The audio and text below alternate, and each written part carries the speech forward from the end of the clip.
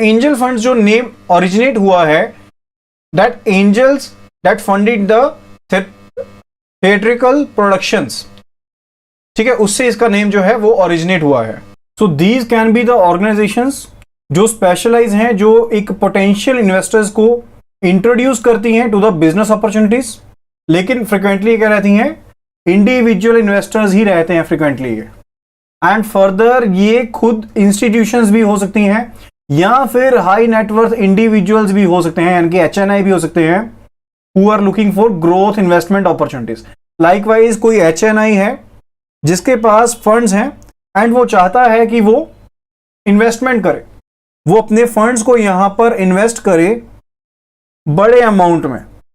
तो फंक्शनिंग के हिसाब से देखें, so they operate similar to the venture capital, venture capital की तरह ही ये ऑपरेट करते हैं। So these are named as the angels, यानी कि ये पैसे को पूल करते हैं, यहां पर कैपिटल को इकट्ठा पूल करते हैं एंड जो बड़ी डील्स हैं उनमें इन्वेस्ट करते हैं। एंड फर्दर ये मल्टीपल इन्वेस्टमेंट्स में इन्वेस्ट करते हैं ताकि जो इनका रिस्क है वो डाइवर्सिफाई हो सके, वो स्प्रेड हो सके। फर्दर ये नेटवर्क कॉन्टैक्ट्स का एंड इन्वेस्टमेंट एक्सपर्टीज का बेनिफिट उठाते हैं। लाइकवाइज जैसे जो भी यहां पर इन्होंने इन्वेस्टमेंट की है उसकी स्क्रीनिंग होगी, उसकी वैल्यूएशन क्या है एंड फर्दर उसको मॉनिटर करने के रिगार्डिंग ये एक्सपर्टीज का बेनिफिट उठाते हैं। सो फर्दर ये इन राउंड्स को यहां पर रिपीट करते हैं ताकि ये अपनी जो भी इन्वेस्टमेंट्स हैं उनको उस हिसाब से एग्जिट कर सकें, यानी कि जब तक इनको बेनिफिशियल लगती है इन्वेस्टमेंट तब तक ये उसमें इन्वेस्ट करते हैं and further follow on rounds को ऐड करते हैं ताकि ये अपनी इन्वेस्टमेंट्स को एग्जिट कर सकें। तो इंडिया में एंजल फंड्स ने एंटर किया है रिटेल मार्केट में, रियल एस्टेट वेंचर्स में एंड इंफॉर्मेशन टेक्नोलॉजी में एंड बायोटेक इंडस्ट्री में।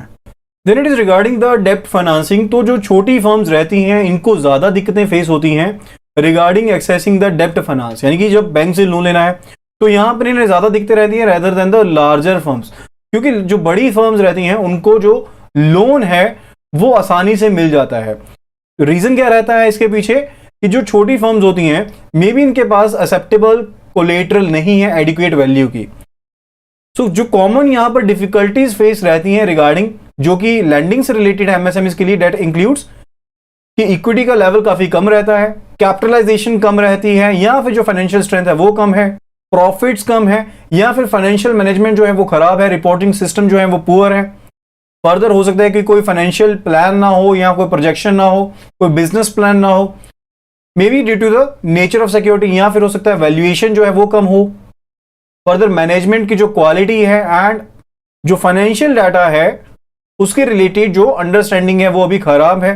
फर्दर जो फंड्स हैं उनकी डाइवर्जन के कारण भी लेंडिंग की इश्यू हो सकती है, may be non core activities में डाइवर्जन कर दिया हो फंड्स को, या फिर लाइफस्टाइल एक्टिविटीज में, यानी कि लाइकवाइज यहां पर XYZ फर्म ने जो कि एक प्रोप्राइटरशिप एंटरप्राइज है, इसने यहां पर पैसा लिया, बैंक से पैसा लिया, ठीक है, लेकिन इस पैसे को किसी और नॉन कोर एक्टिविटी में लगा दिया जो कंपनी का एंटरप्राइज का मेन बिजनेस नहीं है, या फिर इसे पर्सन ए ने अपने लाइफस्टाइल एक्टिविटीज में स्पेंड अप कर लिया। तो ये सभी दिक्कतें रहती हैं जिसके कारण जो छोटी फर्म्स हैं उनको लैंडिंग के समय पर दिक्कत रहती है। सो डेब्ट फाइनेंसिंग बेसिकली है क्या, ये लोन है जो यहां पर बोरोर लेगा एंड इसने विद इंटरेस्ट इसे पे बैक करना होता है।